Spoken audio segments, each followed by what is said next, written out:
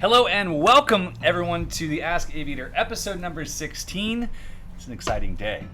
It's the first time we've done this. This is the instructor panel, which is it's exciting for me because we've got Mike, Fletch, Chris, and what's his name? Just kidding, it's Ross. We've got the whole crew. It's AJ. This is not the whole crew. We have AJ also. We have Mike. We have a whole slew of other people to help out. But we wanted to do something different tonight. And these guys aren't going to be here most likely for the whole podcast because they want to go flying. That's right. That's right. That's what we do best. Priorities. So we've only got 2 mics. As you guys saw in the pre-show, the John and Kate +8, or actually +5 this time, show. We have 2 mics because we don't have enough mixer slots. And mixers are expensive. Like I was trying to find like the perfect optimum setup for us if we were to go like all out and have a really cool display, and it's like $30,000. So we're not there yet. You can never have enough mics. You can never have enough mics. So you got 3 right here, huh? So I feel like I should reveal each of you and your alter egos. You've got Jean-Luc Picard. You've got the man, the myth, the legend, the ever so popular professional sidekick, the Tender King, and Mr. Marvelous. Mr. Marvelous. All right, so we've got the whole gamut here. Lots of people in the chat already. I'm glad to have everyone here.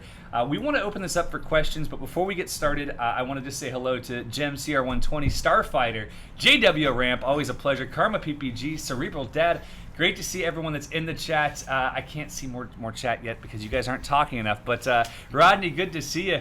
Anybody else in the chat, feel free to pop in, say hello. James Elias, Blake Meekin, Gary Henderson, etc. I've got to give a huge shout out to a new friend. His name is Matt.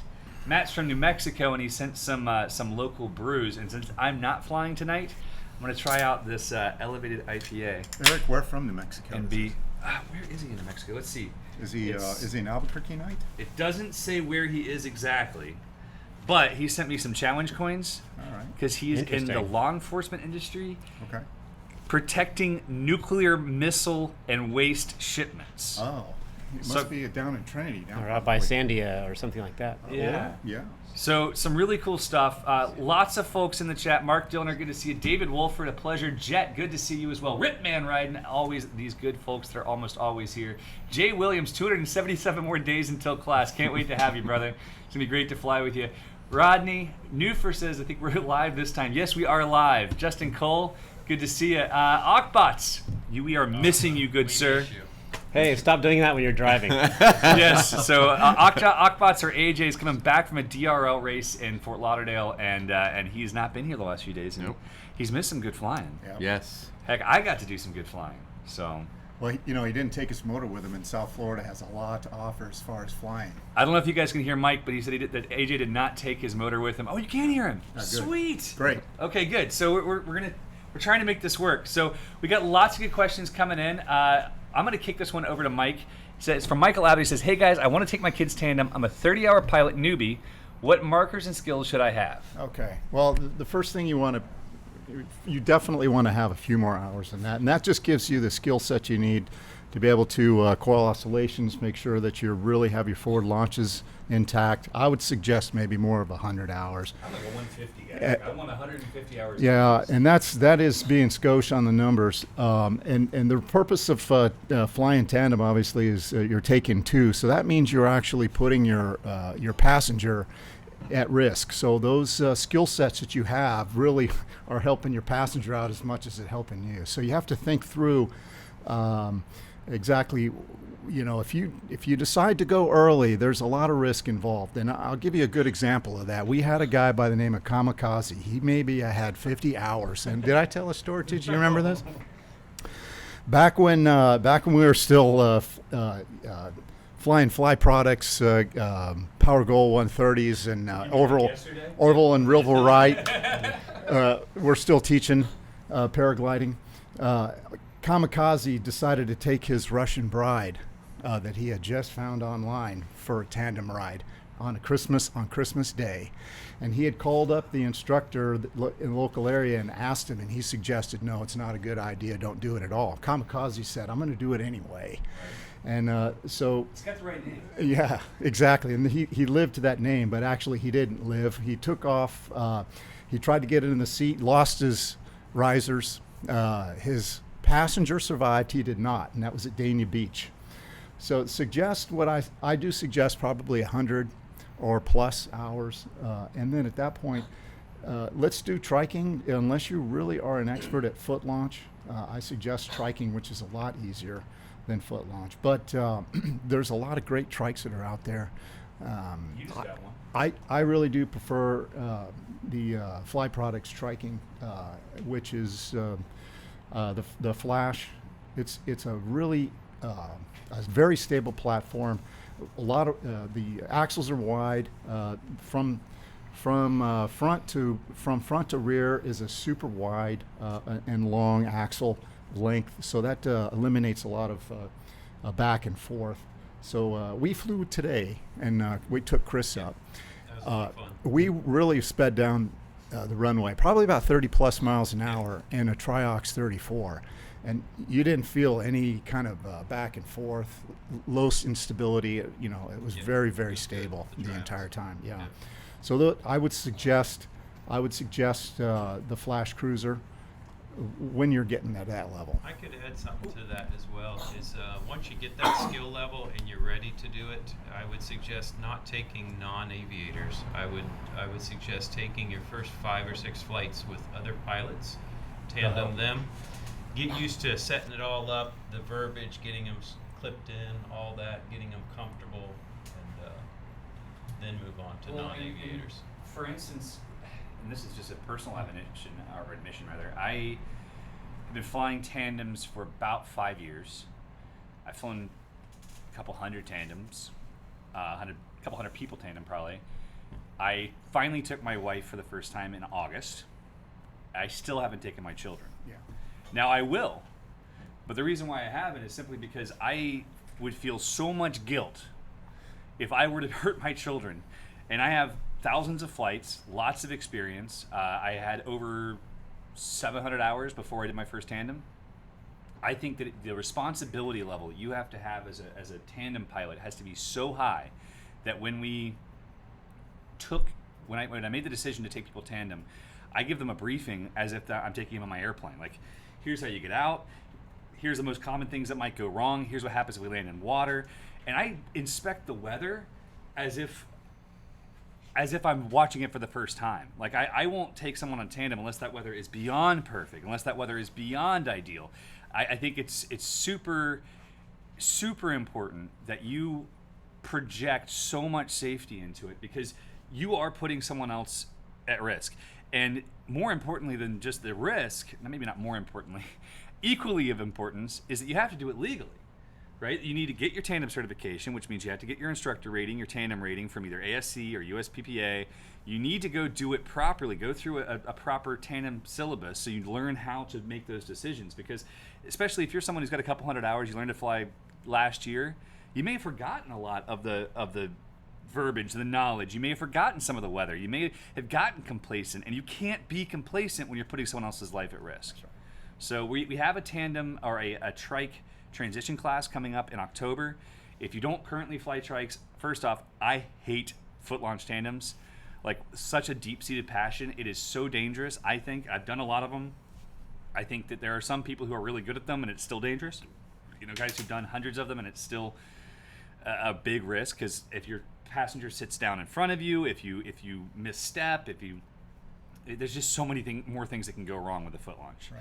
So come to the trike transition. We'll be announcing tandem clinic dates in the future, and obviously everything we do here at Aviator, we're always going to be the group that does it the safest way we can. So we're not going to let a 50-hour pilot come through a trike transit or a tandem transition class. You're going to have to be a very experienced pilot that has a lot of knowledge and is willing to make good decisions. And if you don't make great decisions, we're going to flunk you out, because you're putting someone else's life at risk. I had an acquaintance, it's the opposite story of yours, who was flying tandem trike, didn't have a rating. He was a very accomplished skydiver, base jumper, paramotor pilot, and he was flying a tandem trike over a river without flotation. Lost his motor, and his passenger died.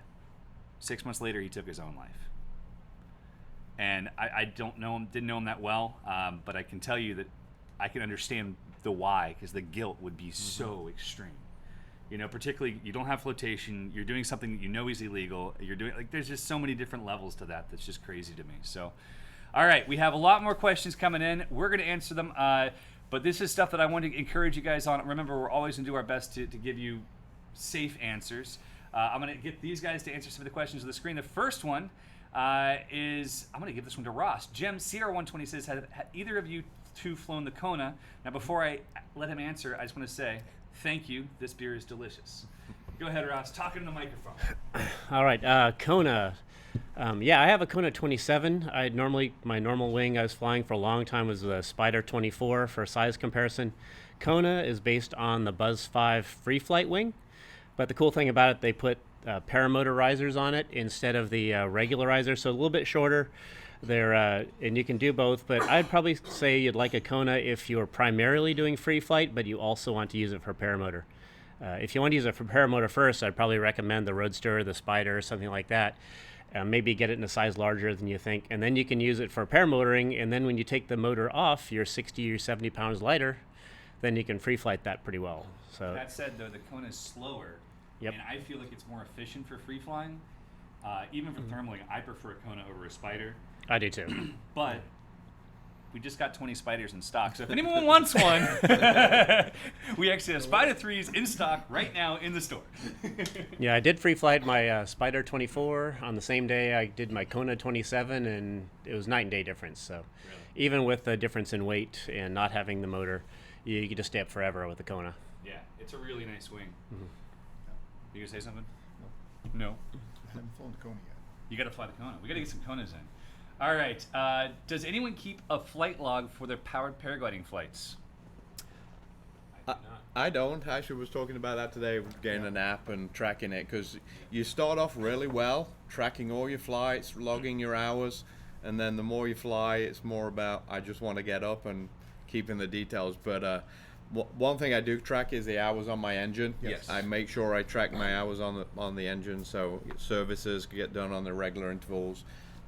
But no, Right. just happy to be up in the air most of the time. I'm the same way. I'm a terrible logger. Period. I can't chop wood. I can't use a chainsaw. I can't use a chainsaw, and I can chop wood. But no, even in my airplane, I find myself oftentimes having to go back through my ForeFlight and re-log hours. Like I think I'm almost caught up. I'm only maybe 6 months behind right now. So with the paramotor, initially I kept really good track. Probably around 300 or 400 flights, I started just kind of dropping off.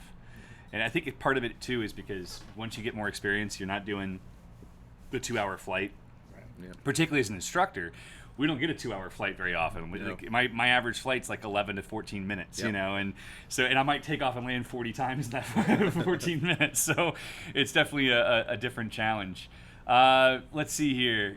Gary Henderson asks, what wind do you guys fly in? What's your personal limits, guys? That's a good question.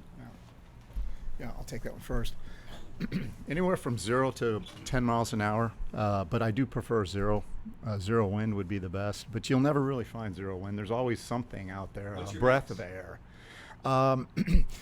We used to fly condos and soar them, and 18 miles an hour was the limit before we'd blow over the side of a condo. If you remember that, you've probably heard that a few stories about that. I but want to do it so badly. yeah, it is a lot of fun. I have to admit it.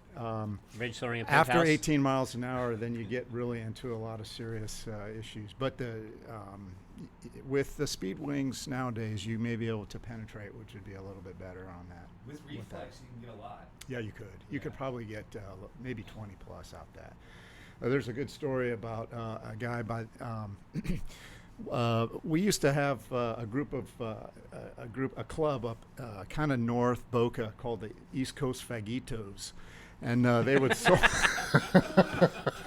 they would soar the condos routinely, and so they invited us to come out, the Power Paragators, and fly with them one day, and that was a lot of fun. We took our wings with us.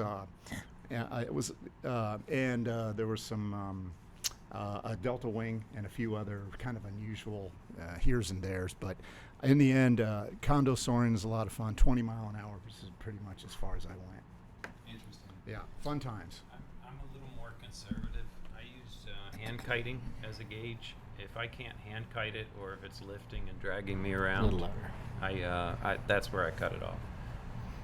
Interesting. I'm kind of the rebel.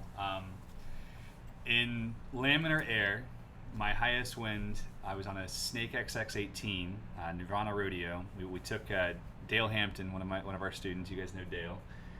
We took his boat out to a sandbar off of the coast of Tampa, and my brother James locked his arms around my propeller so I could inflate this without being dragged into the water. It was 29 gusting 29.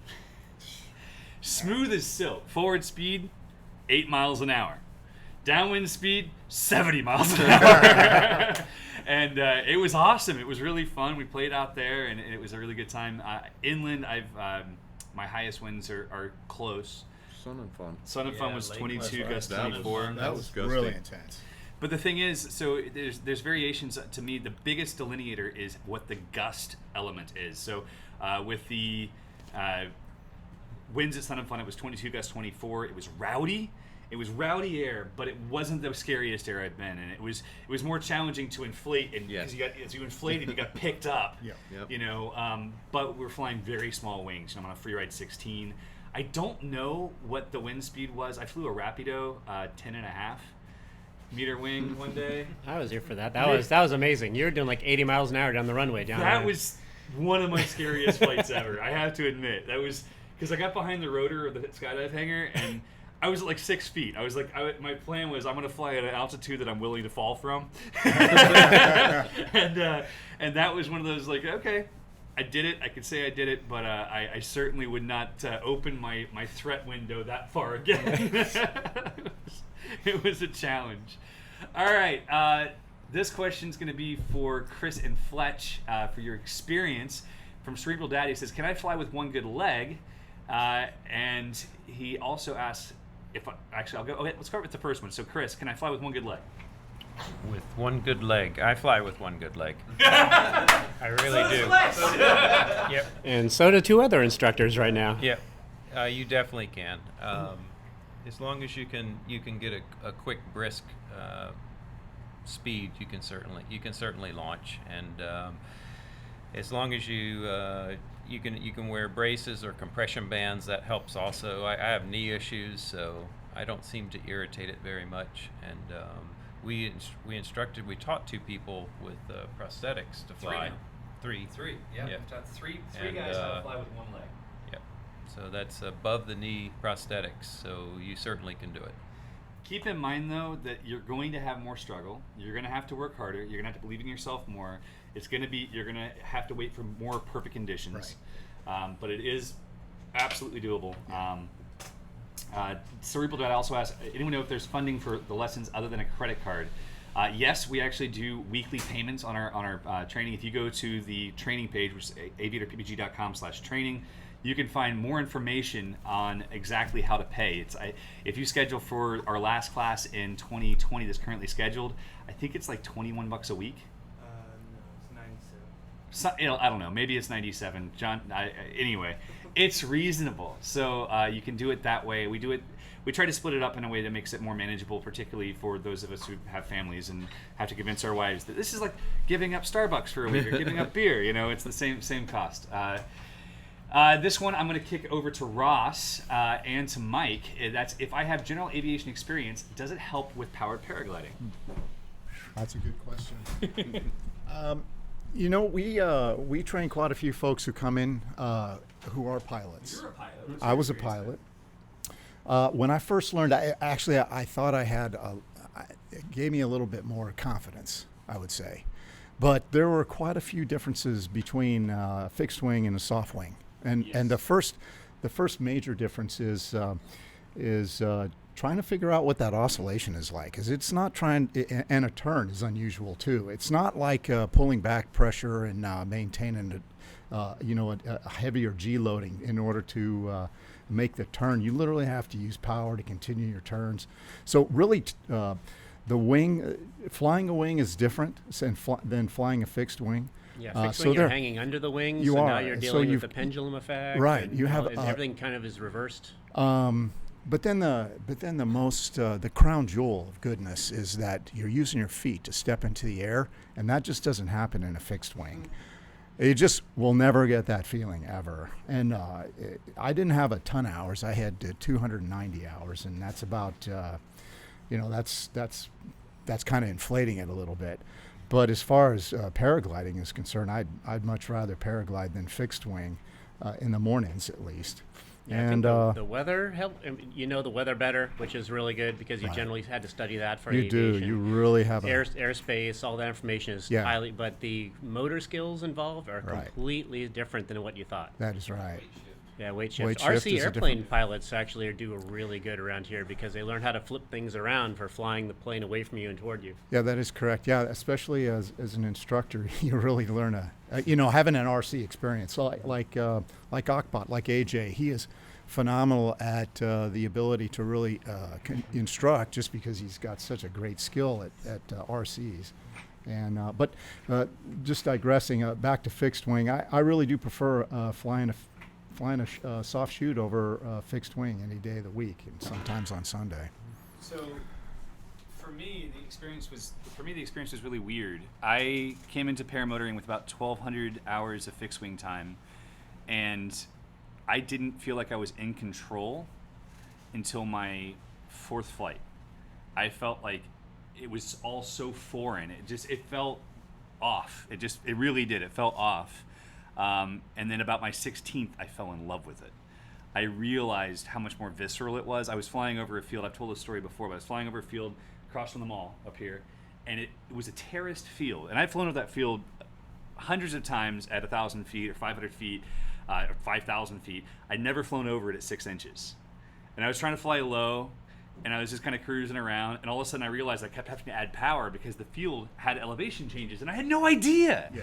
And then I flew over some cow poop, and I smelled it, and I was like, that smells gross. I love this. That's right. And it was really different. So I think that for me, being a fixed wing pilot hurt me at first, and I think we see this a lot with our students, where fixed wing pilots come in with more confidence than they need to, because it is so different. But the knowledge aspect does help. It's the physicality that is a challenge. Yeah. So, all right, what size Kona for free flight, Ross? He's 185 pounds, 5'9". Well, I'm 6 foot, 185, and I fly 27. I think feels like the right size wing for me. It's the perfect size. I agree. I'm 6'4" and 185 pounds, and I fly a 27. That's what I actually did my second SAT ever on. It's the 27 Kona. So hard to SAT compared to something like a Sirocco, or like way more pressure. My hand was bleeding. I actually, because I didn't have gloves on, and I took 2 wraps, and I pulled, I landed. I took a picture of it. I had blood coming out of my hand. Took so much pressure, but it's because it's a stable trying to do a wing. wing over in that thing takes a lot of practice. Yes. It's a huge wing over. Energy management is key. Yeah. All right, let's see. Back to notes. All right. Andrew Reynolds, this is actually a great question for all of us. I'm going to start with Mike because he's been flying the longest, 19 years, right, Mike? I have, since 2002, 2003. That's insane. Mike, the question is, what sort of things do you see in modern paramotors that is better than the past paramotors of, say, 10 to 15 years ago, a.k.a. the motor you fly now? He's still flying the That's same gonna be a tough one. one. I think. Yep. Still. That's going to be, honestly, guys, to be truthful, let's put it in perspective. The weight is key. Now I'm flying around with a full bag of gas, 108 pounds. Oh. And if you ask somebody, hey, is foot launch a lot of fun? It is, and it's a lot more fun with 50 pounds on your back instead of 100. And to be honest, also the Mini 2 Plus, the Seminini that I had always been flying, that's 28 horsepower.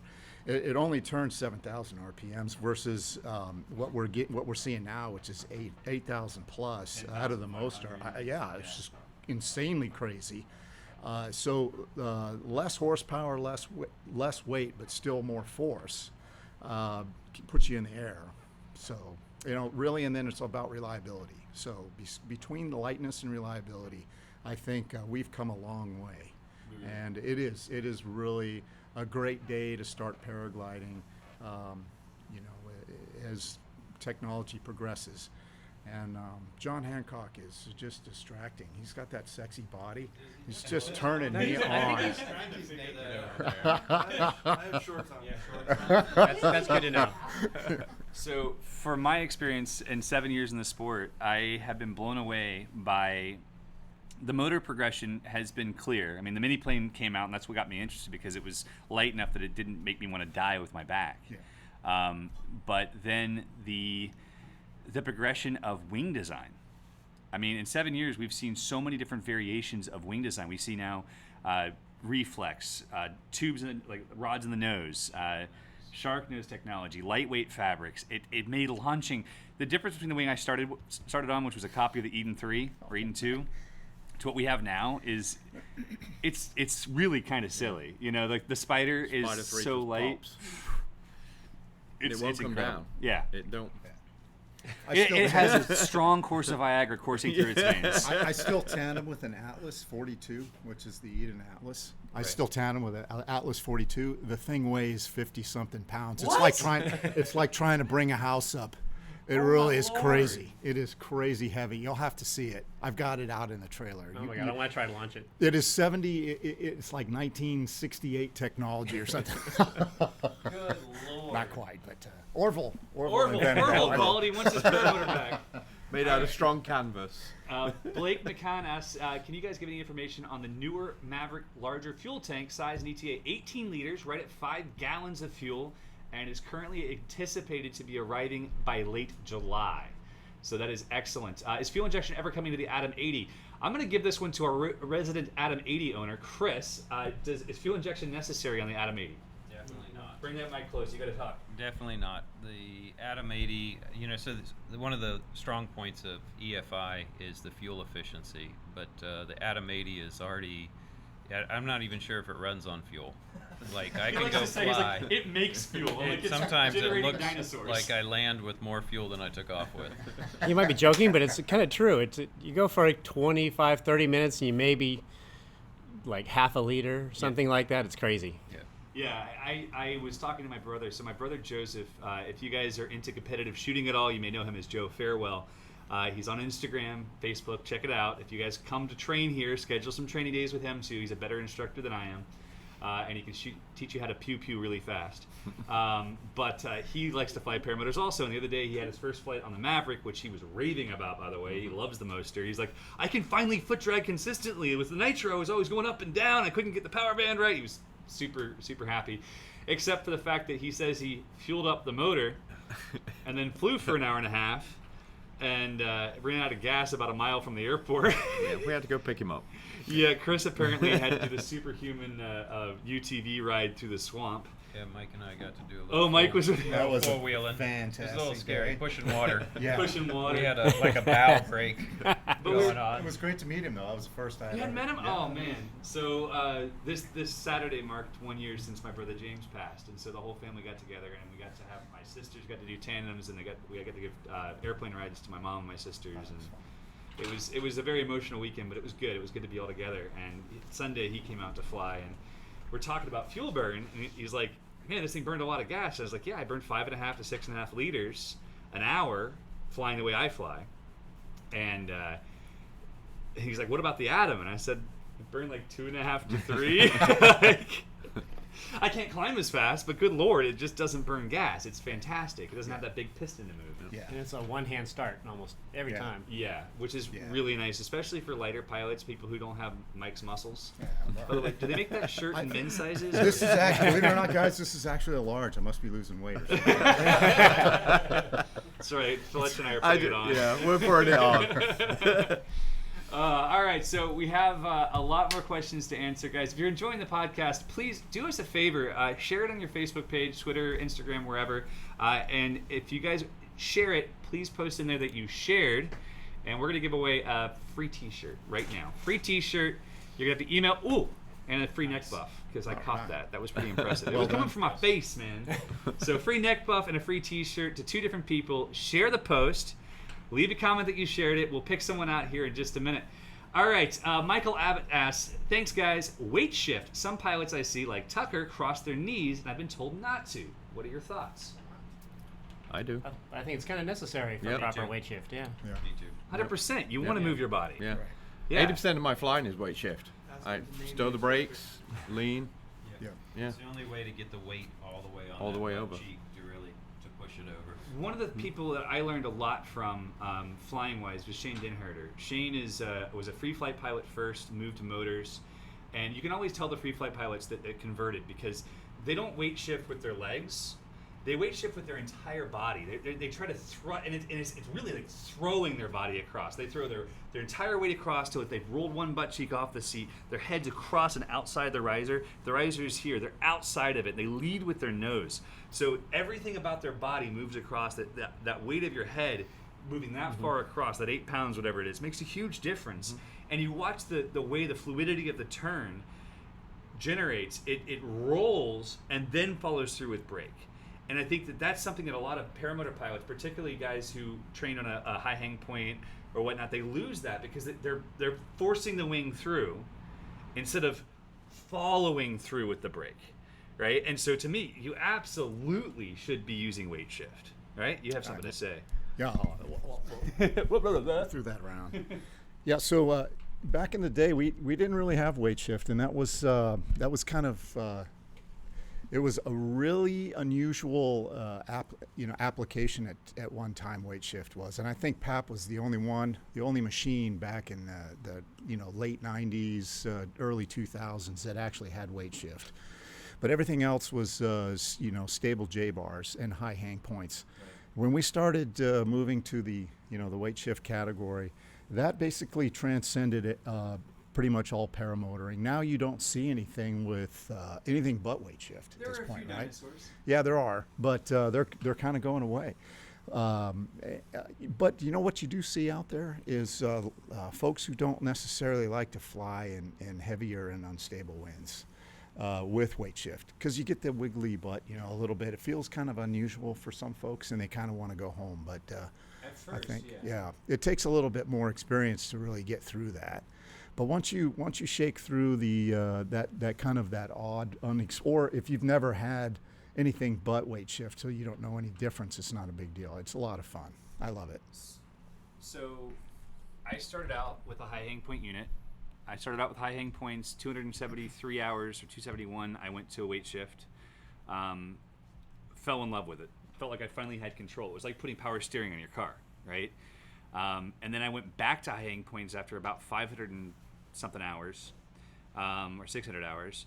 And when I went back to high hang points, I fell in love with it for cross country because it's so stable. You don't feel the wing, right? And then when I switched back to weight shift, I was like, oh my God, I forgot what I was missing. I was in Czech Republic at Nirvana's factory, and I was flying one of their original prototype weight shift units. Yeah. And it was just like, okay, now it feels right again. Yes, it had more bucking. You had more of that feeling what that motor was doing on your back, but you could feel the wing. And for thermaling and for all these other things, you could make the wing do what you wanted it to do, which felt amazing. It really did. It was a whole new world. All right, we're gonna pick a couple people really quickly to win this thing. Anthony Bella does win the neck buff because he shared it on MySpace. In fact, Anthony Bella wins the neck buff and a hat and a shirt because he shared it on MySpace. Another one's going to go to Selena Hughes. Selena, you got a T-shirt. And let's see, I'm going to give one to Chris. Hang on. Let's go ahead and go to Justin Cole. Justin, you have won a neck buff as well. Please email us at info@aviatorppg.com.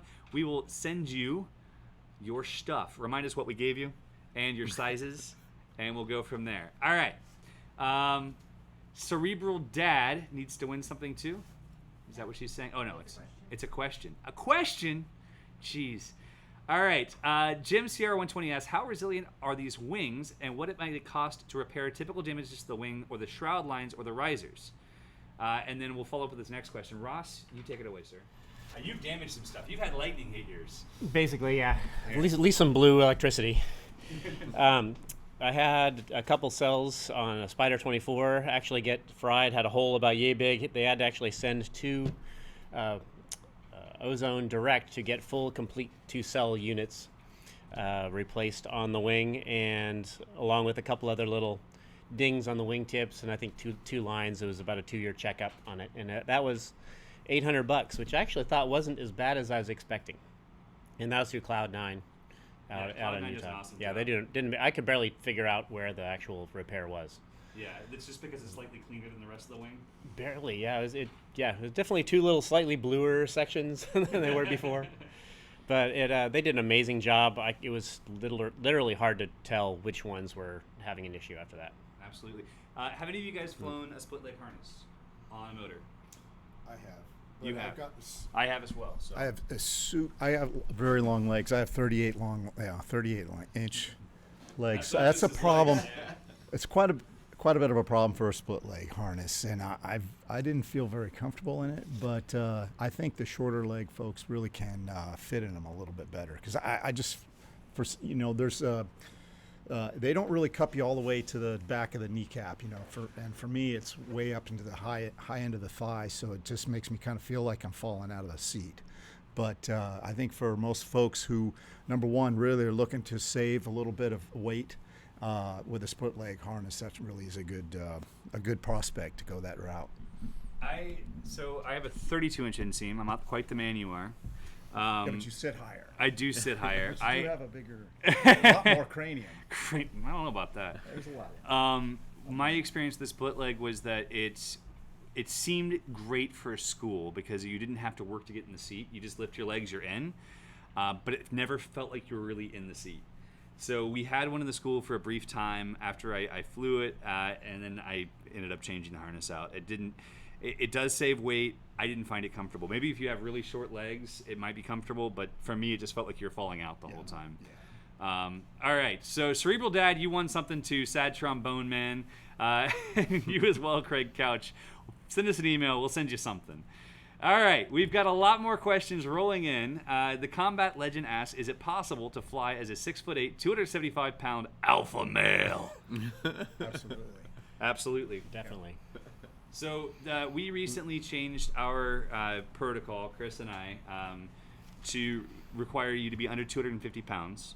We've received a lot of hate for it. By a lot of hate, I mean one person has told us that we're terrible people.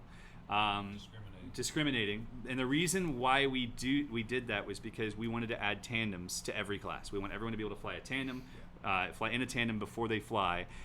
Solo, simply because of safety. We want to be able to help them understand roll oscillations, pitch oscillations, and the max weight we have for a tandem currently, unless we go spend $24,000 on an Eco 2, is going to be 250 pounds, because that's what the motor can safely push someone up.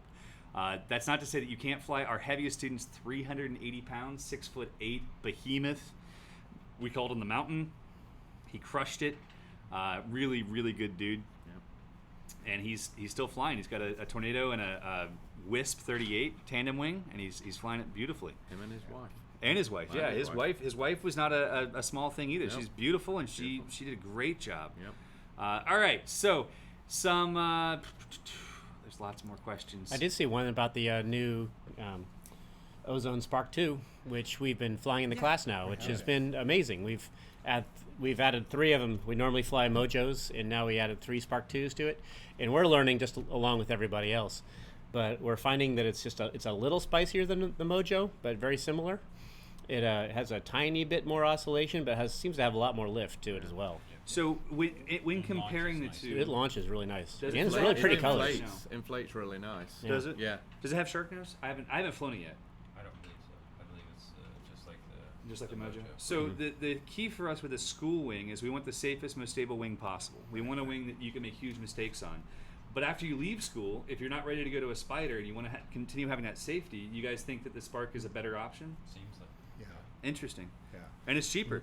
So we here's what we've been experiencing with the Spark. And when we first started flying the Spark, we actually put a first-time flyer on the Spark this time around. Jeff, the Dr. Jeff, Dr. Adventure, Dr. Adventure. We told him he's got to start a YouTube personality called Dr. Adventure. But we put him on the Spark, and it was a little bit more of a spicier wing than we expected. We had a little bit of an oscillation challenge that we needed to accomplish, and they weren't prepared for that oscillation, so we got them down on the ground. But here's the best part about it, was that after we had mojoed them in about 4 or 5, good rides in, we threw them over to the Spark, transitioned them to the Spark, and it was a game changer for all of them. They really have warmed up to that wing to the point where that's all they want to fly now. Yeah, I said I'm 185 pounds, and I was flying the Spark 25 and a Atom 80 the other day. Just after everyone was finished with their class, I just took one of the students' gear and flew it back to the school, and it was a really good flight. It actually has pretty good handling characteristics. Okay. So what I'm hearing, which is interesting to me, and this is what I love about not being a part, like, as in-depth in the school, because you guys can teach me things, which makes me really happy, is that realistically, the Spark is a very small step up from the Mojo, which is really empowering for a new pilot to go from their beginner wing to another safe beginner wing that's still a little bit more fun to fly. That's a good thing. Yeah, safer than going the next step up to the Roadster. Right. Right. I like it. John Decuta asks if we're going to be at Flight Fest this year. No, sir. Sadly, I don't believe we are. I wish we could make it. It would be a lot of fun. I love Flight Fest. When is the Pump You Up video coming? We're not sure yet, but it's being filmed tomorrow morning. So that's exciting news. Pump You Up video being how to do, or what workouts to do to prepare yourself to come here. That's basically what we're making. We're trying to make a workout series, because why not? All right. Bobby Steve asks, will you ever consider hosting a free flight to motor conversion course for experienced paraglider pilots? Bobby, I'm going to ask you a favor. First off, we've done this a lot in the past. If you're a P3 or above, we can take you and in a few days teach you how to fly a paramotor safely. But to do a full course on it, instead of doing a daily rate where it's very expensive, we would love to help you, but we need your help. You need to bring your friends. So put in the chat or send us an email, Bobby, with what your timeline is, when you want to do it. We'll try to schedule it. We need at least 4 of you to make it make sense, and we'll schedule it as one of our intermediate advanced classes. We're doing a PPG-3 conversion course, which Partha asked a question on, which I'm going to let you guys answer in a moment. We're doing a trike transition course, and we're doing a thermaling clinic for people who already have their PPG-3. So feel free to leave a comment, Bobby, with when you want to do it and with how many friends you're bringing.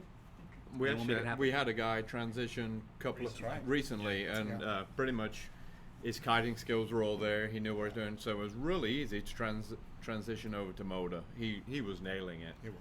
Yeah, absolutely. Mike worked with him pretty much one-on-one, and he nailed it. So yeah, Bobby, let us know what you want to do. We'd love to serve you. Question from Partha says, the PPG-3 course, Partha is one of the students signed up for it. He asks, what will be covered in the PPG-3 course? I've read through the USPPA definition. Is there anything extra in addition to the PPG-3 competency description? No, I think AJ based it. It's about 90% the same. Yeah, I would say it's essentially following PPG-3. Our goal is to give you 110% of what you need for the PPG-3, basically. We want to give you a little bit extra, but it really is developed and designed around the PPG-3 curriculum, because we want to make sure that we're hitting all of those dots. That's important to us. Yeah, we talked about a couple extra things like cross-country planning and stuff like that that's not included on PPG-3. Yeah, which will be really good. So we're excited about that. That's in August. I think we still have 3 slots left for that. So Jump on it. 2 or Should be a 3. good class. Yeah. All right.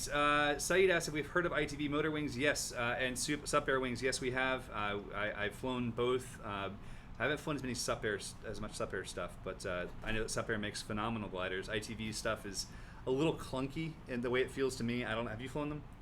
The sup air. Or the ITV? No.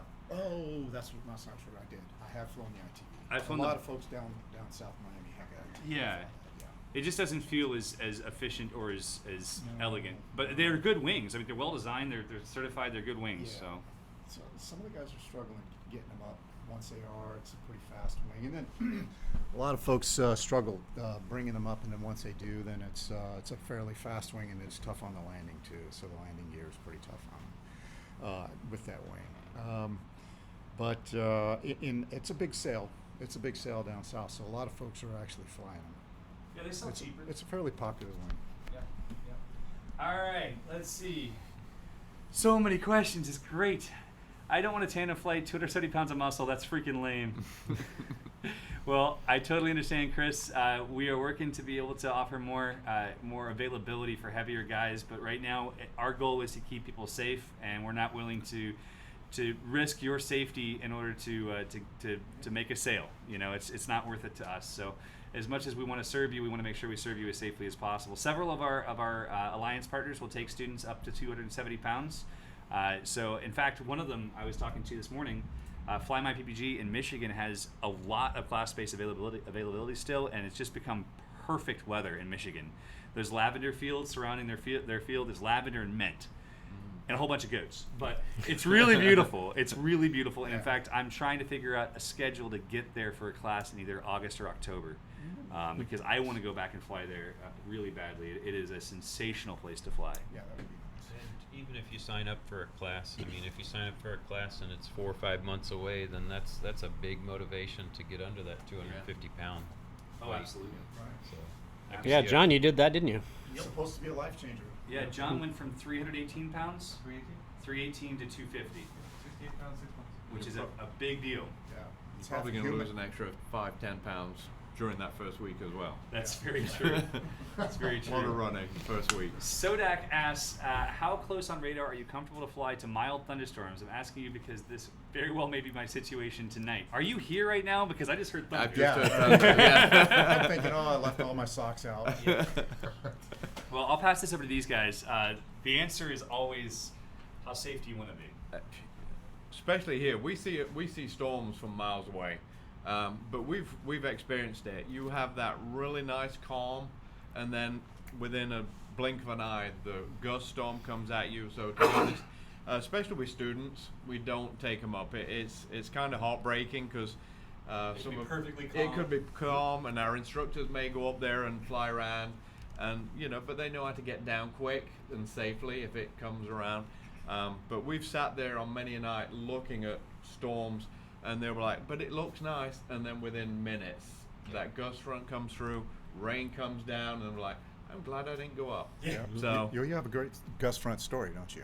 Just the other day, right? Just the other day, me and AJ were up flying for a good hour, flying around. I was flying over the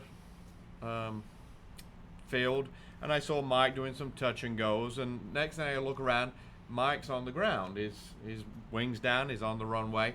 I turned to go to him, and I thought I'd gone through a rotor, because all of a sudden there I'm bouncing around, and I'm like, there's nobody there, and it just blew me towards the fence, and we have a big pile of dirt, and I could not get away from that fence or the dirt. So finally, it was as best I could. I ended up doing a downwind landing, because I couldn't go into the wind, and there was a big pile of dirt and a fence. So basically, I just turned the wing down, a quick run, 2 steps, and dropped to my knees, brought that wing down, because it turned really scary fast. It got real gusty. It got really gusty. Yeah, just try not to outpredict, what God is trying to tell you, which is to stay on the He's ground. telling us now. Honestly, Yeah, it's you rumbling. really are not very good at predicting gust fronts. Radar is not good at predicting gust fronts, and it's you have no idea it's coming. That's the insidious part about it. So ironically enough, I just got a really nice picture on the radar of this storm coming this way. One of the lines that I was taught in my pilot training was that a gust front can take place up to 100 miles away from a thunderstorm. That said, if you waited till you had a thunderstorm 101 miles away in Florida in the summertime, you never fly. Yeah. It's really about learning the weather and taking the time to really focus on it and understanding that you might get it wrong. Yeah. I had an experience, and I'll share this. This is from many years ago. This is from about 18 years ago. Is it that long? No, 17 years ago. I was flying in a Cessna 140, much like our 120, and I was tasked with checking the air for some skydivers at a field that, I guess it wasn't that long, it was about 15 years ago. They said, go check the air because there's 2 thunderstorms just north of the field. And the way it works here is a ridge that kind of splits the storms, and they go on either side. Mm-hmm. And so the skydivers would go up with thunderstorms 5 miles away on each side, and they'd have no issue, and this happened all the time. So I took off to climb to 5,000 feet and see what the air felt like.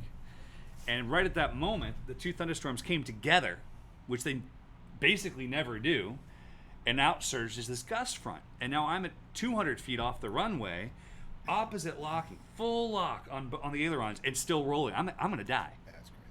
I'm gonna die. I'm like, I'm not getting out of this. I can't keep the airplane upright. So I was able to turn around and hightail it the 7 miles from my family's airfield to this airfield. I landed, dead calm, beautiful. Tied the airplane down, got the both wings tied down, and the gust front hit again. I get in the airplane and I'm literally flying it on the ground, tied to the ground, and I'm actively flying the airplane for 30 minutes. I saw winds as high as 90 miles an hour because the airspeed indicator's clearly working with that much wind. And it really gave me this massive respect to go, you know what? It's just not worth it. Yep. It's better to be on the ground wishing you're in the air, right? Definitely. So given the thunderstorms that are coming through, do you guys want a beer? I'm good. I'm still holding out. He's still holding out hope. I love it. All right, lots and lots of questions. There's a question here. Can you scroll up just a little bit for me, Nina? Scroll up just a little bit. All right. There. Anime Niak says, between recent weather and my instructor's ideas of safety, I'm not getting much field time. What wind speed do you think is acceptable for supervised newbie kiting practice? Christopher. Go back to what I said before. The best way to learn kiting and to determine whether the wind is too strong is to start by hand kiting. If you can't hand kite it, then you definitely don't want to clip in. Or speed wing. Yeah. Speed wing, they can fly in higher winds, so you get a speed wing. That's what we generally do. We start with speed wings if it's too big to hand kite, and then that's our gauge when we're out on the field. If you can hand kite it without being dragged too much, or If it's controlling variable it. or gusty, then just wait for better condition, because it's just all you're going to do is frustrate yourself. Well, and you run the risk of getting hurt. We have Yeah. a young guy, 18 years old, Bo, who taught himself to fly. Now he's flying to Oshkosh. He's become a good pilot. We're helping support him, and he tells a story where he's maybe 130 pounds, right? And he bought a 31-meter wing off of eBay, and he said that he ended up in a barbed wire fence and in bushes, just drug across the entire airport, terrified himself, because he didn't know any better, you know. And that's why we put out our kiting video. And really, guys, this is a patient game. Like, you have to be patient, and it's not ideal. It's not fun to be patient, but it's very important. Got All to right. term it parawaiting sometimes. Parawaiting. Parawaiting And know when indeed. to say when. That Yes. I got lifted up because it was getting to that fun part. You know, it's like, oh, you're fighting the wing now, and one gust, and it lifted me up 10 foot, slammed me into the ground. One of the things that you want to keep in mind when you're choosing a school is ensuring they have the right equipment. So a good school should have a speed Speed wing wing. for every wingman partner. So Yep. we have a speed wing for every other student, so that Yep. they can rotate on and off. Just because it opens our window. Now we can Yep. kite up to like 16, 17 miles an hour versus 9.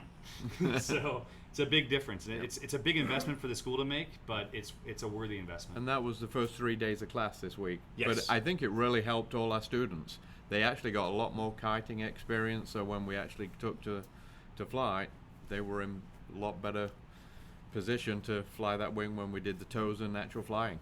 What I love about this week's class is we didn't get to fly them until day 5. Right. Yep. And now day 9, they're at over 200 flights for 8 students. Yeah, it was.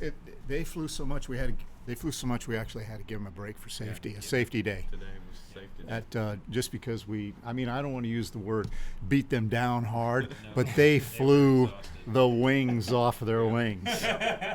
They were flying hard. It was a great 4 days straight. Beautiful days. Yeah, At night and we've actually days. got night flying. And they've got Fuel some of out into the field just to refuel them. Yeah. We ran out. We have a 500-gallon fuel tank that we filled up before our June 1st class, and we ran out. Yep. 500 gallons of fuel. People are always like, oh, class is expensive and blah, blah. I'm like, yeah, I just spent $2,600 on fuel. Or whatever it is. I don't even know. I haven't got the bill yet. But that's insane. Like, that's really cool. So it makes me very happy. Yeah. We got lots more questions coming in. It is hotter than stink here right now, and the storms are coming, so the noise is going to pick up. But I wanted to thank everyone for watching, everyone for being a part of this. JG Plains asked, does anyone know if there's a paramotor VR simulator? Ironically enough, it's something we're working on right now. There is.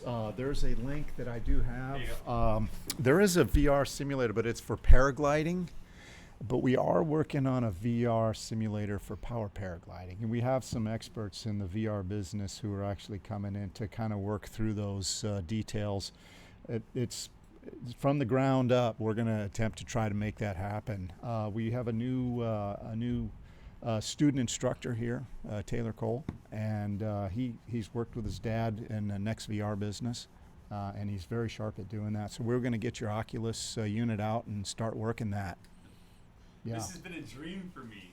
I wanted this for years. I'm so excited. I really am so excited. We got a comment in there saying that the audio is a little hit or miss. You like the panel.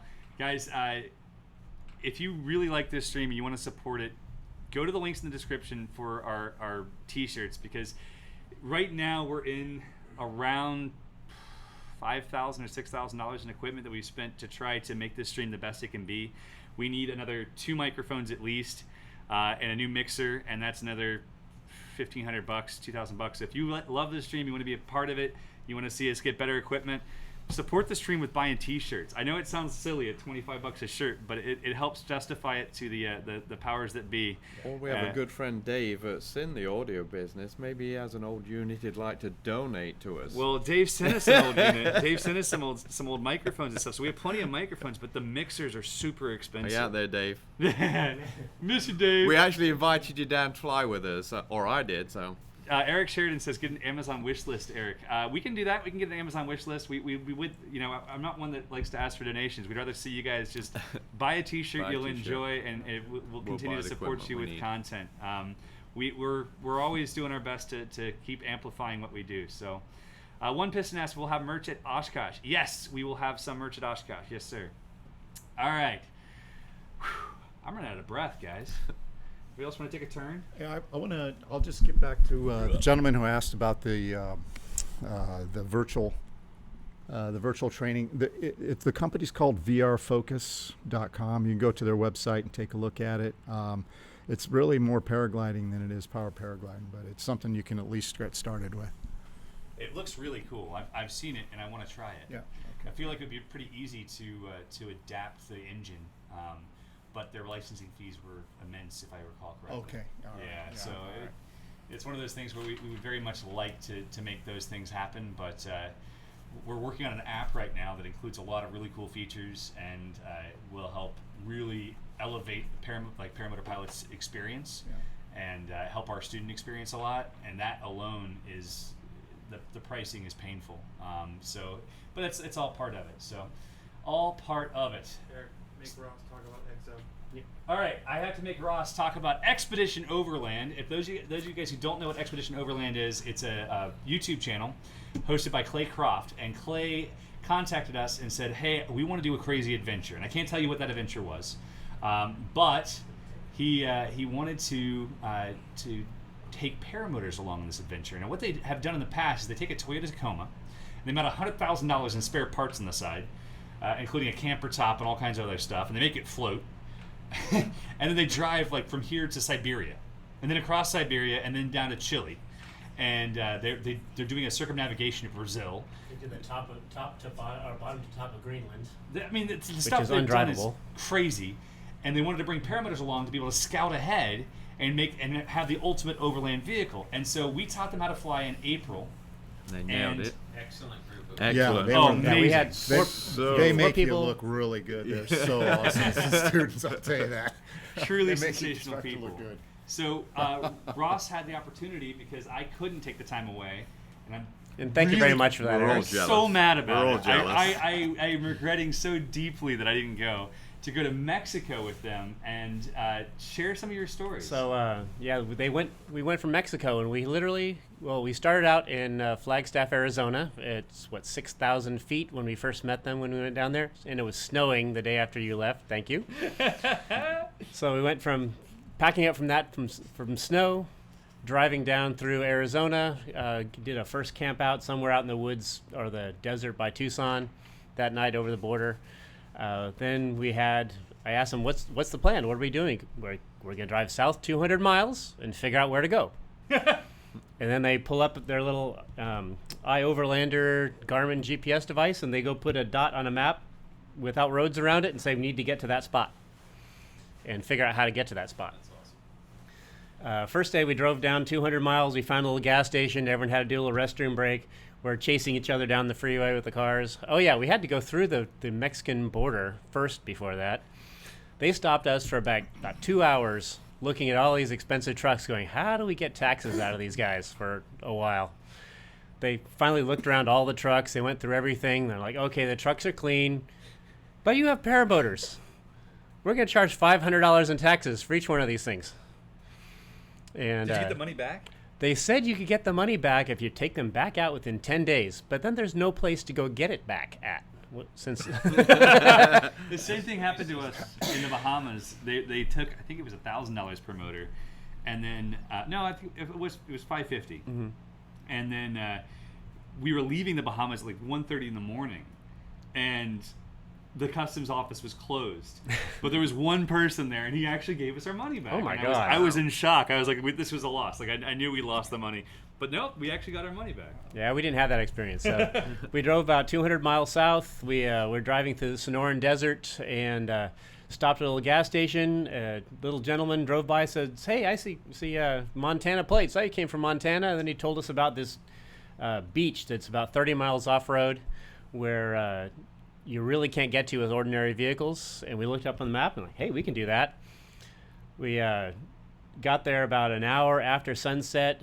All through sunset, we were going down roads that would have scared the hell out of me before. We're taking trailers with paramotors on it and campers that were down these huge roads, bouncing around, fully articulating all the suspensions, and those things handled it like amazing. I was impressed. I'm not really a Jeep kind of guy myself. I haven't really done that, and I was highly impressed with that. So we got to the beach that night. We really couldn't see anything because it's pitch black. Next morning, we're on this amazing crescent beach with only people around for about 10 miles. Jeez. The guys from Overland had just received their new motors that I broke in for them like 2 days beforehand, so they hadn't flown their new motors. Brand new wings that were still crispy and never been opened before. Opening them on the beach, and then their first flights out of class here was on a sandy beach in Mexico over sparkling blue water and 2,000-foot mountains. So I'm like, yeah, it's going to be hard to top that. But you did top it. Tell the story really quickly about your flight to lunch. So we were going to, we found several different beaches along the way to fly at. Every night we just pick a new spot, 50 miles apart. We did went from spot to spot to spot all the way to the top of the Gulf of California by top of Mexico. And we came back over to the border to Arizona by Glamis, and we spent 2 days there. We actually had some new people, another YouTube channel come in that did rescue work, and they actually showed us how to rescue people, find people in the desert, package people up for medical use, for medical transport. And the next day, I was looking at the winds, and Clay is asking, "Say, we need to go somewhere epic for a good last day flight." And the winds were blowing from the bottom of Glamis straight north to the Salton Sea. I'm like, I know the place to go. There's a place called the Ski Inn in the middle of the Salton Sea, a I've little been tiny by town. Yeah. It used to be a place where like the Rat Pack used to hang out in the 50s and stuff. There's Yep. pictures of Sammy Davis Jr. in there, covered in dollar bills everywhere. We flew 70 miles. So I think their 10th flight that these guys did, they flew 50 miles first shot. We stopped we landed in a unimproved lot area with tumbleweeds in the middle, and they crushed the landing. Refueled. We stopped across from a gas station, refueled, did another 20 miles, and all the while, all the trucks were actually following underneath us. So you could look down and see this convoy with smoke coming out and dust coming out behind them. It was cool. That's amazing. And land there had burgers, some of the best burgers I've had in a while. To me, that's the whole point. And one of the things that's happening here is as I'm working to help my team and having them help me develop more systems, is I'm going to start doing more stuff like Ross did, because that's why I got into the sport. I got into the sport because I wanted to adventure. I wanted to do things that were bigger than myself, and so that's coming, and I'm really excited. Really excited. All right, let's see here. We've got lots more comments coming in. Chris, I totally understand your frustration with weight. Send us an email, and we'll see if we can help you one way or another. He's 20 pounds over, and he's all muscle. He's like you. And The deal is, I mean, we could potentially put you in touch with someone who does foot launch tandems and get you some tandem experience that way. We set our limits simply for your safety. That's literally the only reason why we've done it. We used to have our limit be 270 pounds. And what we found is every time we kind of bend the rules, it can come back to bite us. And we don't want to put ourselves in a position where your safety is in jeopardy. We want to make sure that you're safe as can possibly be. So, all right, let's see here. One Piston, Roadster 3 is a first-time glider. Thoughts? I know, the Mojo's awesome. Christopher? Pull the mic over. Not a first-time glider. Something you could transition into after you've flown the Mojo and you've got consistent landings and you're standing all your landings up and you're just getting comfortable, but definitely not a starting wing. Yeah, to me, like, you can get away with it if you are talented, you kite a lot, and you have a good instructor. You could get away with going to a Roadster or a Spider first. Pretty athletic and young. Athletic and young, but if you're shorter, fatter, older, reaction times aren't as good. All of those things can weigh against you, and it's not to say you can't pull it off. We had a student a few classes ago, Phil, who he straight up said, he's like, I am not going to try a trike. I am gonna foot launch, and his obstinance got him through. Yeah. Right, but it took him a lot of work and some damaged equipment, and we don't want to see that. We want to see people who have the best possible experience. That's really what our mission is. So that's what we do. Pat Jones says, Roadster 3, Eric mentioned to take off and land with the trims at the red line. The Roadster 3 manual says otherwise for landing. Why would I want to take off and land with the trims at the red line? Because it makes it fly right. That's the optimal. So That's a test. there's two red lines. We want to make sure we're talking. There's two red lines. We want to make sure we're talking about the right red lines, right? So the red line for high reflex, you definitely would never want to take off in that situation. It's fun to land on. It is, but the red line for it's an optimum condition for the wing. It's it's the neutral position. The mid-span. And it's the best position for energy store versus efficiency. So that's where you want to land, that's where you want to take off, and that's where the wing designers have told you that's the necessity, that's the right area for takeoff and landing. Anywhere else is just deviating from the designer's goals. Right, exactly, thanks. All right, let's see here. We have a lot more questions coming in. Everyone, thank you for watching. We are sitting right now at 1 hour and 10 minutes since we got started. Mark Dillner wants to know if our LMS will include intermediate kiting training. No. Maybe someday. Our LMS is constantly developing. Right now, our goal is to teach everything you need to know before you get here and not to overload you with too much information that is not pertinent to being a beginner pilot. We may be able to add more value by adding intermediate classes and stuff to the LMS in the future. But right now, we're overwhelmed enough just trying to make it happen.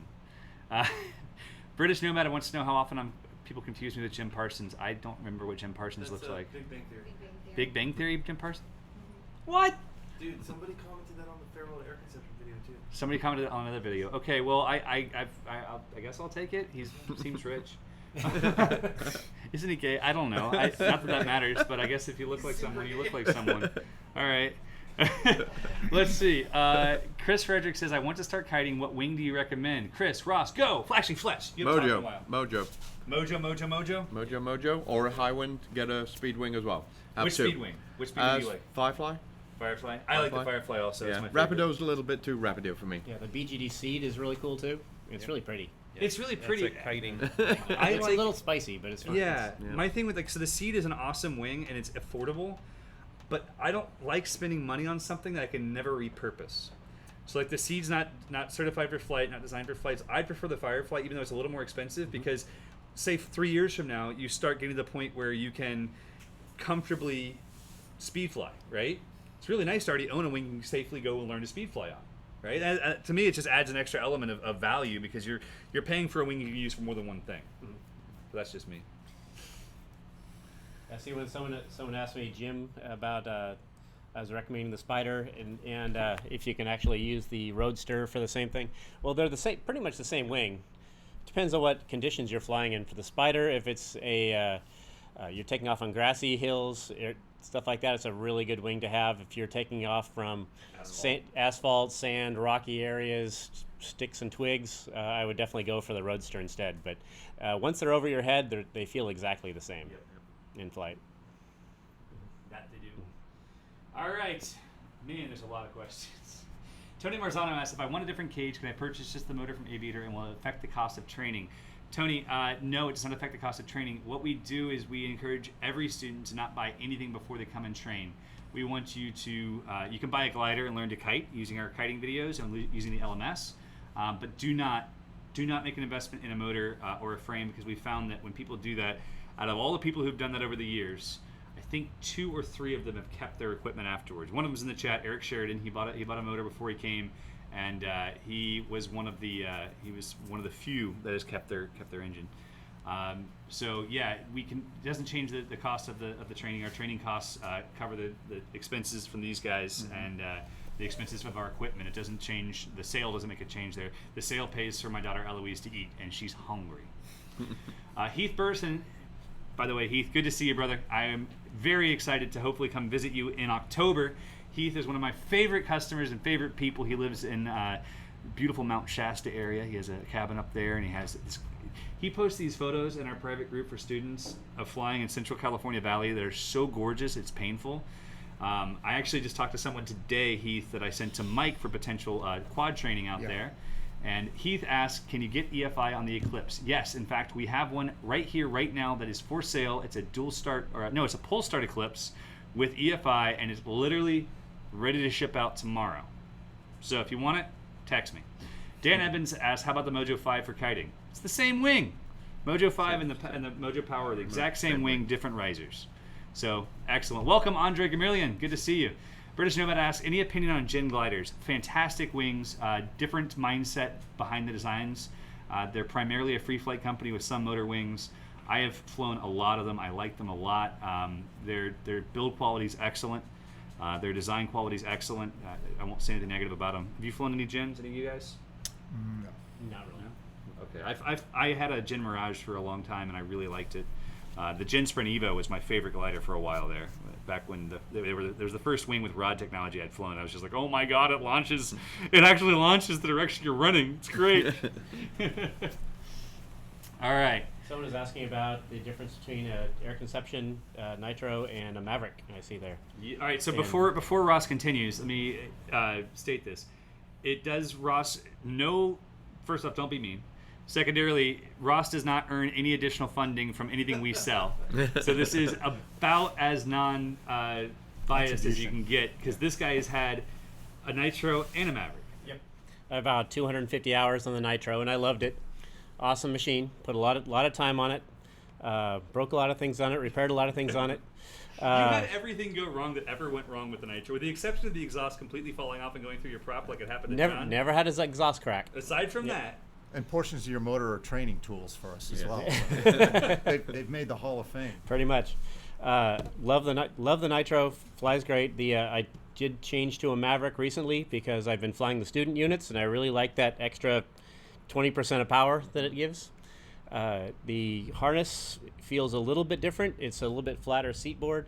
It does, to me, gives me better weight shift compared to the Nitro a lot. I agree. I think having the lack of offset, like bent arms, makes it easier to move one way or the other, and the seat board having that long flap allows you to use a lot more leverage, which is really nice. And the other nice thing I've noticed about that long flap is once I've adjusted it, I've never had to change it. It pops up all the way behind you. It's not... I always, on the Nitro, had to let the flap up when I got in the air and back down before I landed. It was kind of my housekeeping that I had to do before landing, and I don't even touch it anymore.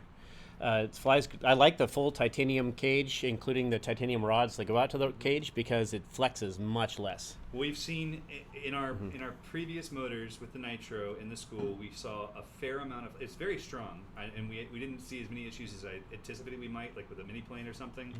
But we've seen zero prop to cage flex issues with the Parajet.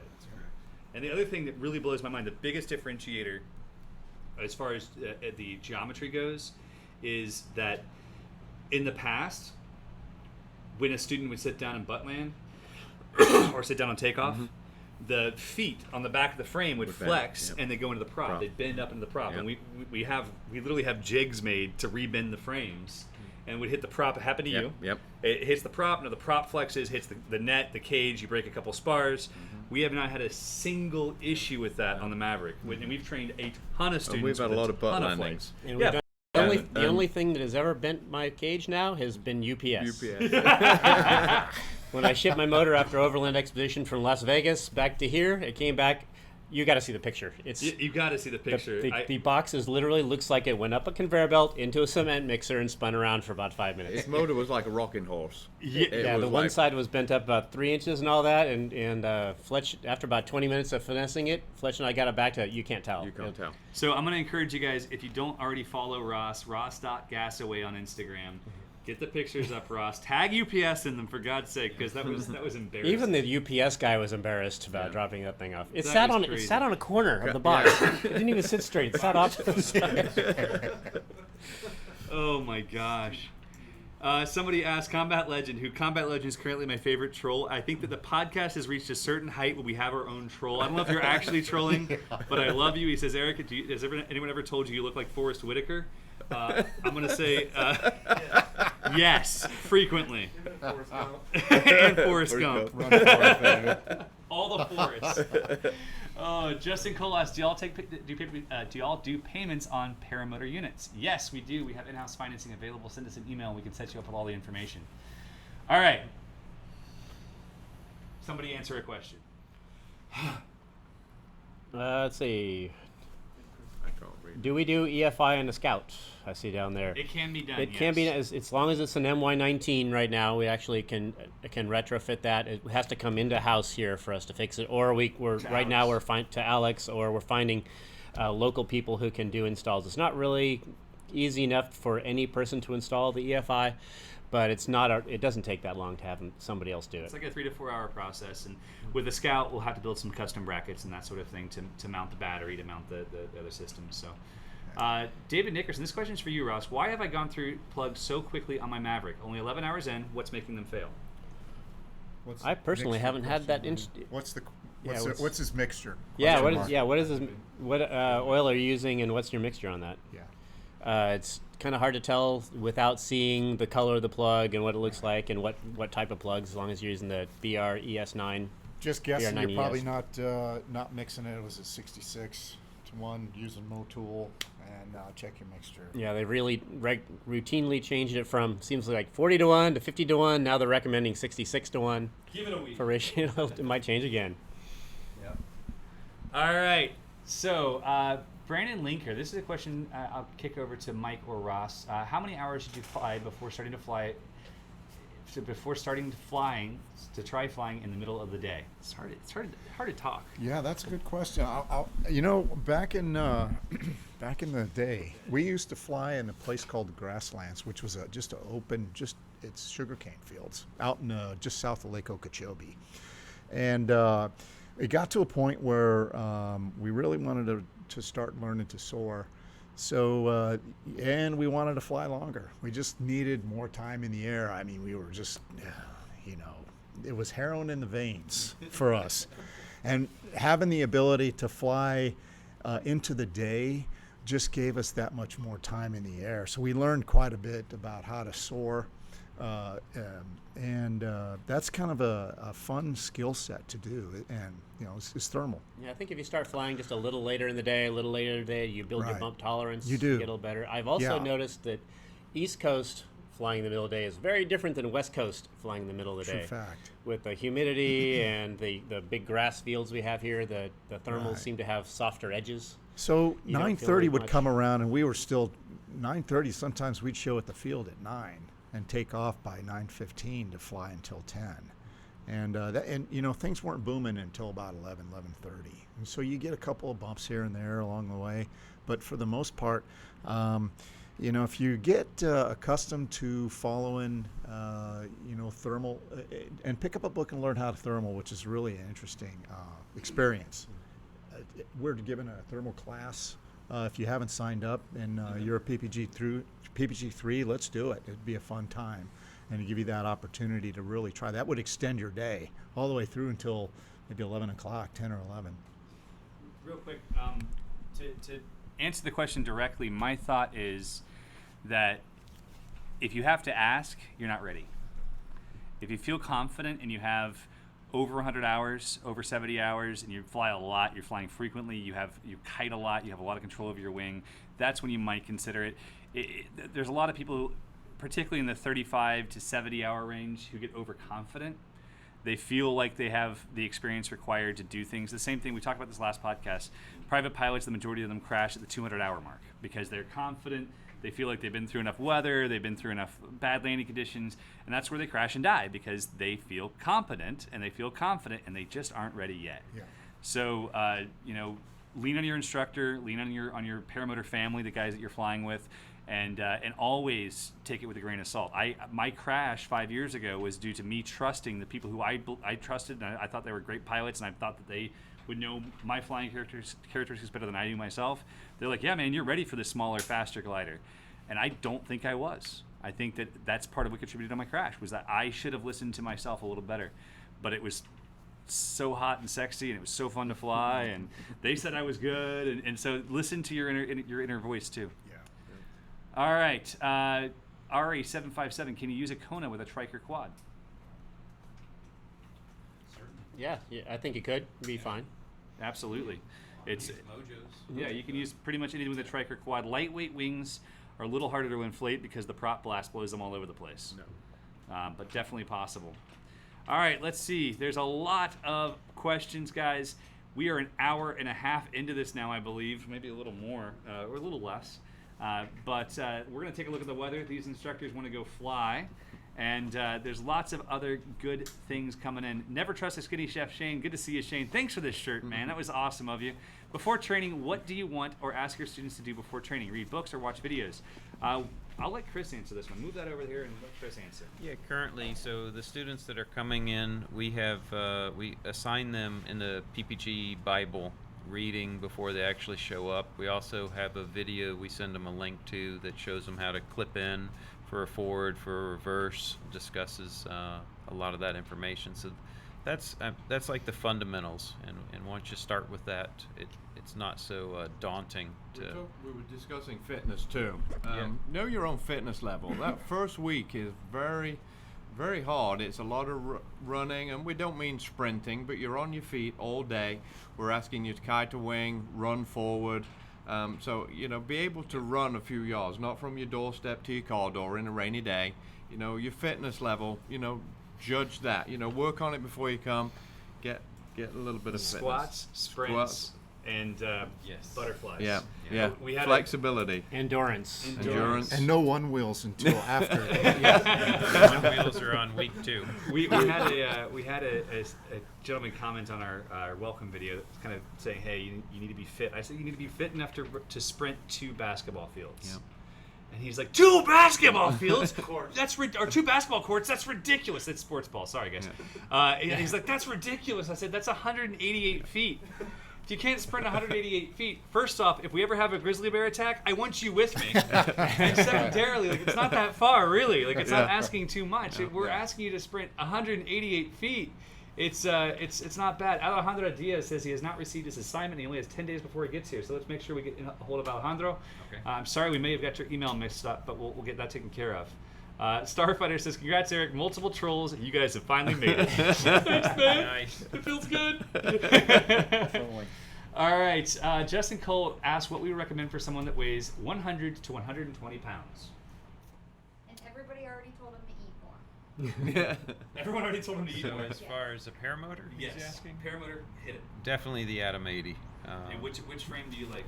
I prefer the Eclipse. That's what I fly. I like the minimalistic approach. I like the incredibly light. It's so easy to walk out to the field. You don't have to rush because the straps aren't cutting into you. You can stand out there, readjust your wing, mess around, and it's not exhausting at all. What is it? 39 pounds dry? 39 pounds dry. 38, I think, isn't it? Yeah. 38.6. Something like Something like that. that. Eric, I once heard Chris say, it's like strapping on a Victoria's Secret bra. Yeah. It's I'm like quite sure if he's ever done that before, but it's his visual, at least, if nothing else. It's like lingerie.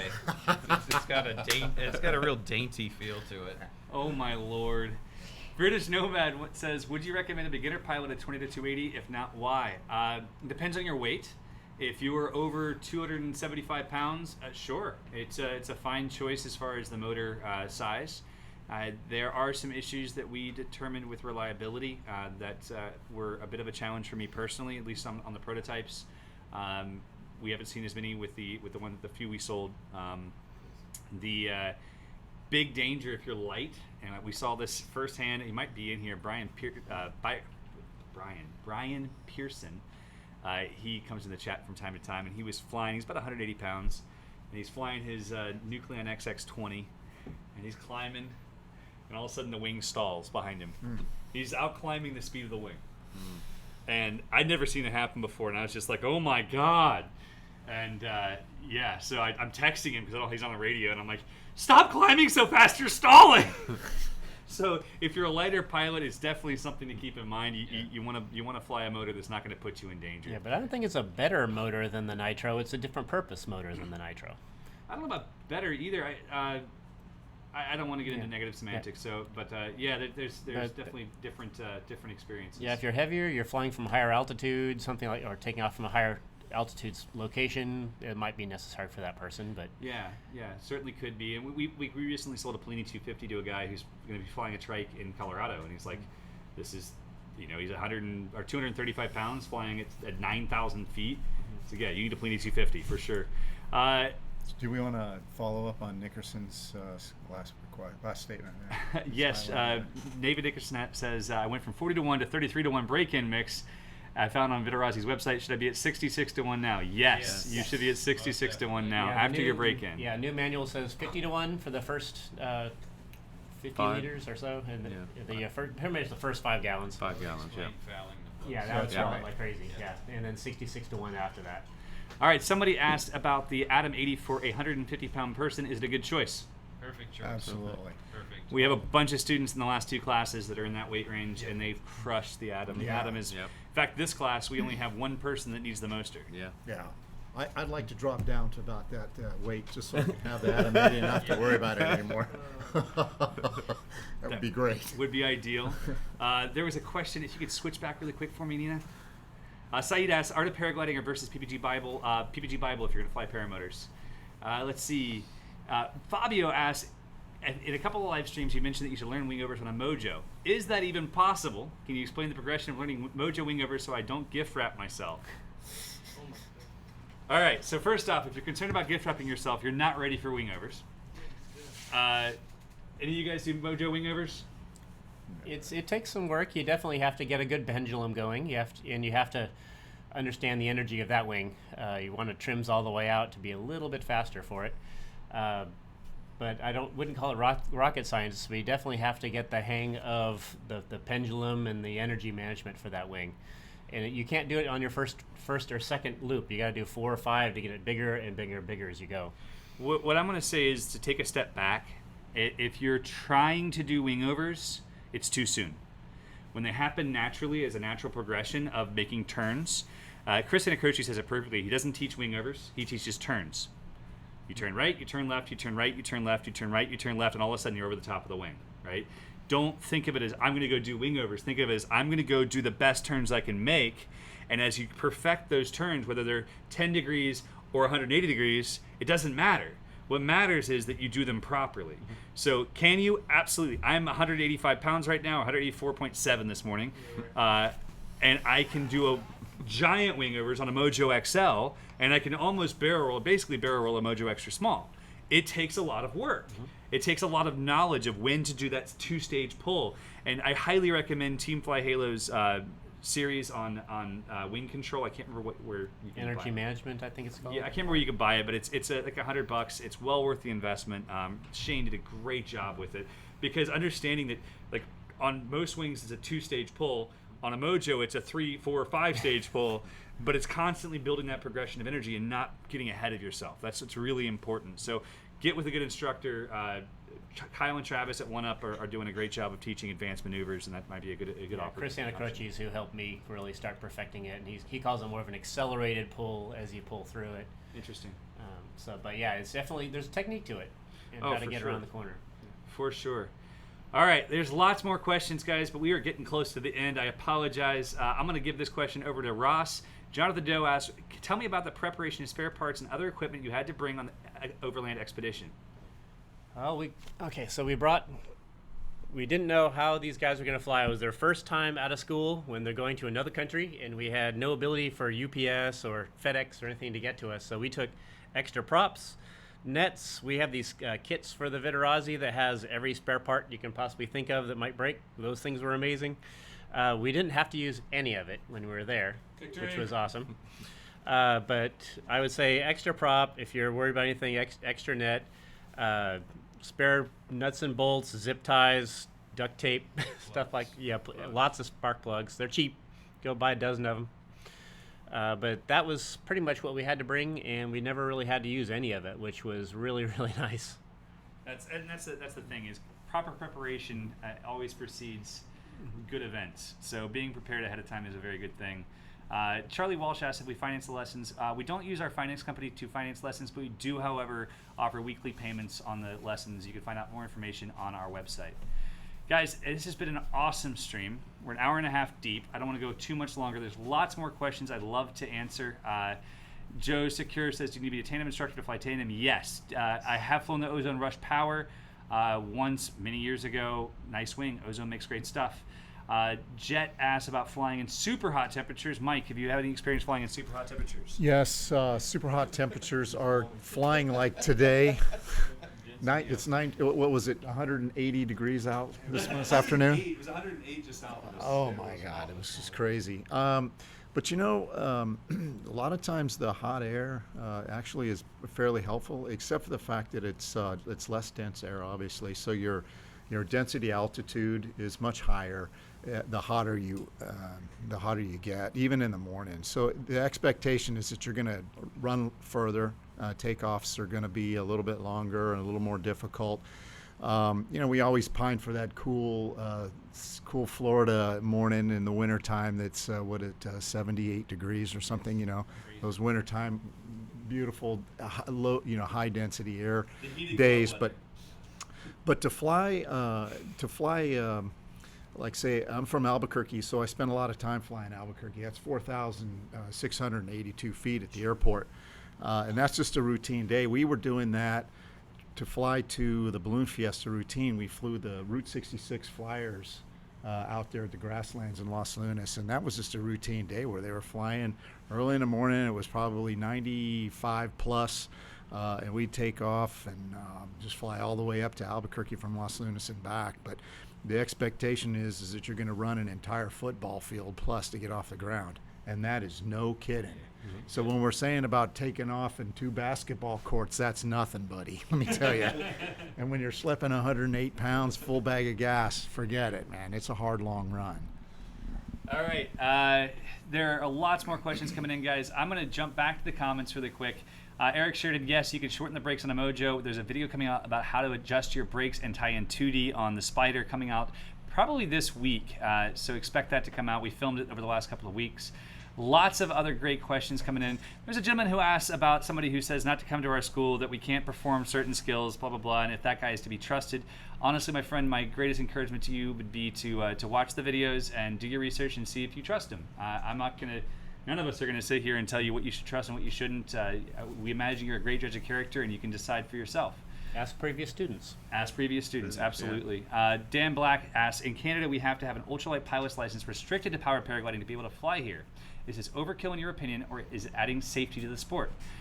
Knowing lots of Canadian pilots, I would say that it's a mixture of both. There's a lot of stuff that you don't have to know that's in the private pilot stuff. But I think that there could be a better balance in both countries as far as knowledge required and knowledge not required. So that sounded really political, but it's kind of where I'm at. Somebody seconded Dave's request, and I don't know what it was. No one knows. All right, I'm going to go back to the comments, guys. If you've enjoyed this live stream, leave a comment saying you enjoyed it. Leave a comment saying who your favorite instructor is. You got Ross, Chris, Fletch, and Mike. Tell us who your favorite instructor is, and we will talk a little bit about more opportunities to win some free swag. David Nickerson asks, talk more about a new location coming north for the summers. It is something that we're working on. We're going to have another local school here in Florida where the weather is better the majority of the year. And then we'd love to do some summer homes up in Maine, in Montana, and Colorado. There's a bunch of places I want to do summer homes, and we're looking toward some other options in the future. So lots of cool stuff coming. Guys, thank you very much for watching. Let's see here. I want to say one thing though. After this class is over, this next Saturday, I'm going to be taking a little trip. I'm going to be going about 5 weeks, and I'm going to be driving from here in Florida up all the way up 95, all the way up to Canada. I don't really have a time frame. It's to my leisure. So Oshkosh in July. that will be part of it, as well as Moonshiners coming from back in Tennessee on the way back to here. But find me on Instagram at ross.gasaway. If I'm in your area, you can watch my travels as I go up and find me, and I'll fly with you, or you can show me some cool places. So I'm looking for people to be tour guides. Even if you don't fly yet, definitely hit Ross up, and especially if you're female, hit Ross up. He'll be very happy to meet you.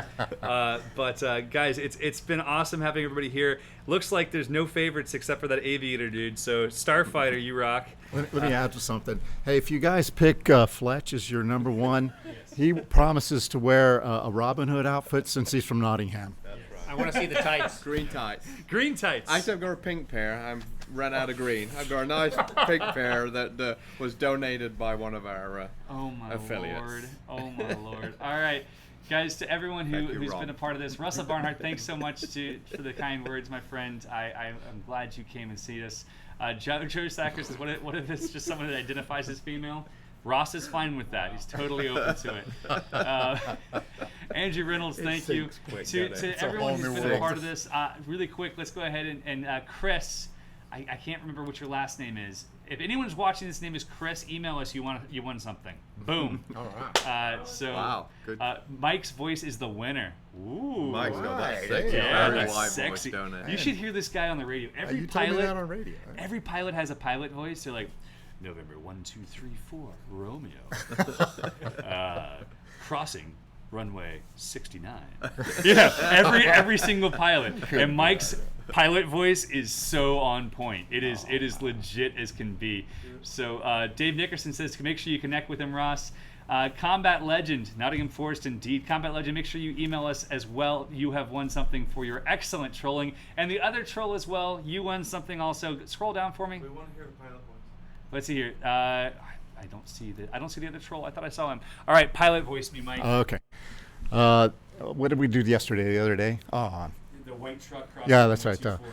All right, Lake Wales traffic. This is a white truck crossing runway 24, Lake Wales. Liquids. That was about as far as it went. It was pretty sexy, man. It was? Pretty sexy. Okay. All right, guys. Thank you all so very much. British Nomad, if you're in Britain and you want to pay the shipping, you can email us. And then you can win something, sure. Always a pleasure, everyone. We'll see you back here next week, same time, most likely. It's going to be a good show. It'll probably be me and John just cutting it up, going crazy. We might bring in special guest John Stidham, who is an aviation attorney that we are trying to help you guys learn more about how you can utilize public airports. Otherwise, it'll be a video. We'll see. I've been trying to convince him to do this for ages. He's behind the camera right now. He's shaking his head. Lance Schuster, great to see you. Jeff Stang, always a pleasure. To everyone who's in the chat, guys, it's a wonderful thing to have you here. Peregringo, we're sorry you're late too. Saeed, take care. And everybody else, we'll see you very soon. Take care. So long. Bye-bye. Good night.